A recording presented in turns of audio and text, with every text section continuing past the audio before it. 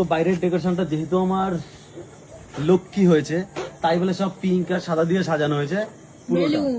হ্যাঁ, শুধু এটা না, ঘরের ভিতরটা দেখো, এই দিকটা থেকে শুরু করে ঘরের ভিতরটা সব জায়গাটাই পিঙ্ক আর সাদা। আর এই সিঁড়িগুলো খুব সুন্দর করে সাজিয়েছে ওরা। আবার দোপাটি ফুল এনেছে, বেশ গাঁদা ফুল, দোপাটি ফুল, দোপাটি গোলাপ সবকিছু ফুল। এখানে বরণ করা হয়েছে। এত তাড়াহুড়ো, মানে আসার সঙ্গে সঙ্গে কানাকাটি আর শুরু করেছে। একটা ফুল রেখেছিল মাথায় ছেড়ে, হ্যাঁ, কিন্তু শেষ হয়নি। এখানে 2-3 কিলো তো ফুল রেখেছে মাথায় সেটা বলে, সেগুলো কিছুই হয়নি। যদিও এখন একটুখানি ও বিশ্রাম করছে, কারণ প্রথমে বিশ্রাম করে নিক একটুখানি, কারণ 2-3 ঘন্টা জার্নি করে এসছে।